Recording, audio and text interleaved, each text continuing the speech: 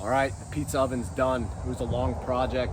It took about twice as long as it should have. If I was to go back and do this again, I would say I could knock this out in 2 weeks by myself, knowing what I know now. The intent of this video is to show the top 6 lessons learned I have. And again, if I was to go back and do it again, I would definitely make some changes. So if you're considering buying my build plans and following along, highly recommend you watch this video first before you do anything else. Even if you don't plan on following my plans and doing it the way I did it, some of the advice I have here is probably going to be helpful if you have any interest in building a pizza oven on your own. So I ordered these 1 through 6, number 1 being the most important, and that is buying all your materials, most of your materials up front. Specifically, all the bricks you're going to need, all the mortar you're going to need, all the clay, the lime, all the perlite, whether you're using perlite or vermiculite. I did not, because I wasn't sure exactly how much I needed, and it ended up costing me. I ended up wasting quite a bit of money, but more importantly, I wasted a lot of time. In my video, you'll see I had to destroy the insulated foundation because I had to do it in 2 pours, and that messed it up. So not only was it a waste of material, waste of money, it was a waste of time, right? I lost a couple days there doing that. If I had all the materials up front, if I was to do this again, I would knock this whole project out in 2 weeks by myself, no question. And I would save a couple $100 in materials as well. So I highly recommend, if you're gonna do this, especially if you're following my build plan. I built the build plans after the fact. So I kind of was guessing along the way and keeping detailed notes. And then after I completed the project, I went back and made the build plans. So the build plans that I have available are based on what I know now, not what I started this project with, right? So if I tell you you need X amount of fire bricks, that's how many fire bricks you're gonna need, right? If I tell you you need X amount of bags of concrete or mortar or lime, that's what you're gonna need, okay? So I highly recommend you purchase all your materials up front so you have it on hand so you can knock this thing out as soon as possible. Along the lines of buying all your materials up front, I highly recommend you make your own refractory mortar. I wouldn't waste your time trying to buy stuff to buy pre-made refractory mortar. It's very expensive and it's hard to come by. I would buy the materials you need, so the lime, the clay, Portland cement, and the silica sand. I would buy all that and mix up your own. That way you have a constant supply of it when you need it. It's a lot cheaper, and I did find that the refractory mortar I made was a lot stickier. It held the bricks really well compared to just general mortar or even the refractory mortar, the heat stop mortar that I bought. So definitely recommend you just mix your own. Having enough perlite is critical. It's very difficult to estimate how much of it you're actually going to need by volume because it's so porous. All that Portland cement and the water is just going to take up the dead space. So you're going to need probably twice as much as you think that you're going to need. So if you follow my plans and the quantity that I tell you to buy and where I tell you to get it, you should be good to go.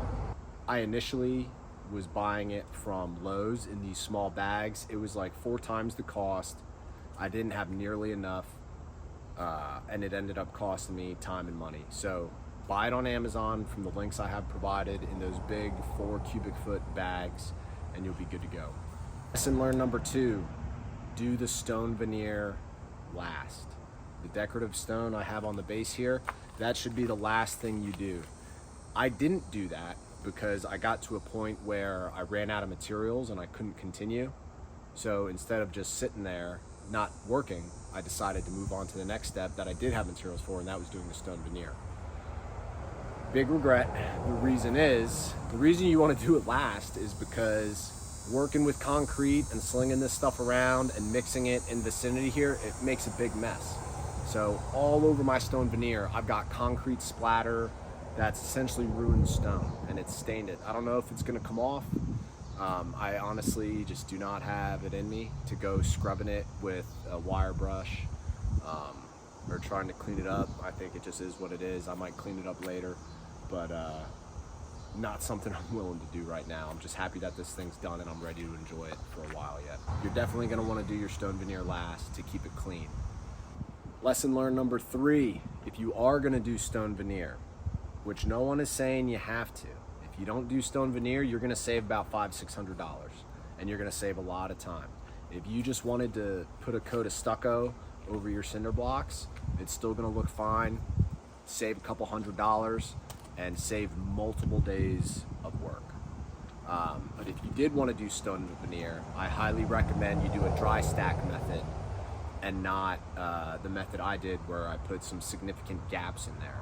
I originally decided to do that. I was deliberate about it because I kind of like the look of it, having those gaps that are filled with mortar, and I decided to dye the mortar darker because I just think that looks cool. It ended up biting me because, especially if you dye the mortar, because if you dye it, you have to dye it in the same ratio each time, and it's very hard to anticipate how much dye you're going to need. So I ended up running out of dye, which means I couldn't continue, so I had to wait till the next day to go to Lowe's to buy more dye, so I wasted a couple days there. And filling those gaps in the mortar takes a lot of time.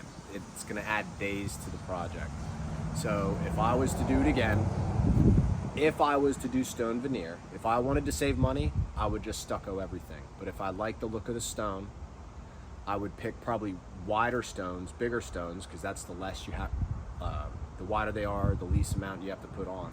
So I would do probably bigger stones, and I would definitely dry stack them, meaning no gaps in between, meaning no mortar infill, right? It'll save time, save money, and I think it looks nicer. So that's a big regret of mine. I wish I didn't do the gaps. I wish I would have dry stacked. Lesson learned number 4, have a deliberate plan about how you're gonna finish the threshold area. This part here in front of the door. I did some designing up front with this, but I got into analysis paralysis, and it got to the point where I would just be designing this thing for months. At the end of the day, I just decided to pull the trigger, start laying brick, and then I figured, you know, the design will come to me as I start laying bricks down and moving further along in the build process, which eventually it did. But it was hard to anticipate the materials I would need. So overall, this turned out all right. I'm relatively happy with it. But if you had a specific plan about maybe having some granite or marble or live edge stone or anything up front like that, or a more seamless transition, you're definitely gonna wanna think about that. So I did not. So the bricks you see in the front were an afterthought, and the way that the stucco transition coming down from the side here and filling in, at that point I was towards the tail end of the project, and I just wanted this thing to be done. It looks all right, but I think you could get a little more decorative with it, especially if you plan on doing a tile finish. Lesson learned number 5. Definitely start off with a mixer for your drill and a big bucket to mix your mortar. Originally, I was just using a small hand trowel and doing it in a pan, like a plastic bin. I was mixing a lot of it. That took a lot longer. And the only reason I did that is because I didn't want to spend the money on a mixer, which is silly because they're like $10 or something. You know what I mean? This project's going to cost you at least $2,000. So what's another $10 for a mixer? It's a lot faster. You'll probably go through 2 plastic buckets, because as you're mixing it in there, that metal mixer's going to crack the plastic.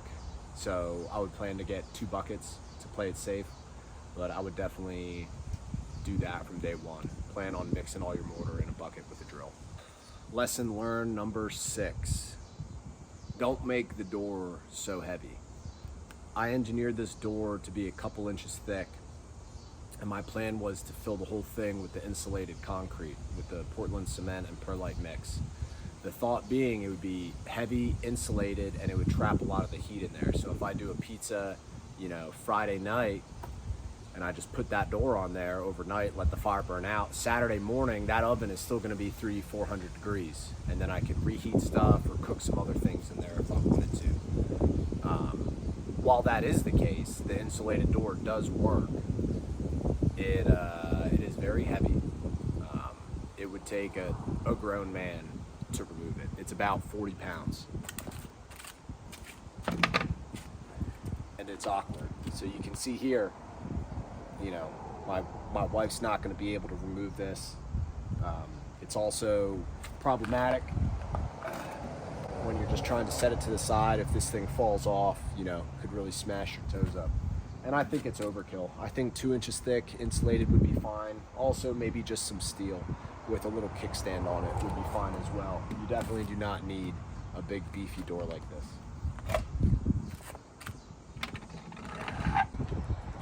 Forgot one, last minute addition. Point number 7, wear the proper rubber gloves. You'll see in the videos, part 1 and part 2, there was a lot of concrete work I was doing where I was not wearing any gloves, and I suffered for it. I got chemical burns on the tips of my fingers. So it wasn't until later on in the process I bought these rubber gloves. Use these from the beginning. Do not handle the concrete with your bare hands. It's not as hard as you think it is. I never laid a brick before in my life before starting this project, and everything worked out fine. If I had a detailed set of plans like what I have available now, this would have been a lot easier. So, highly recommend. If you haven't already, watch my part 1, watch my part 2, and if you have any questions, just leave a comment on this video or those videos, and I'm happy to help and provide whatever guidance I have. Thanks for watching. Good luck on your build.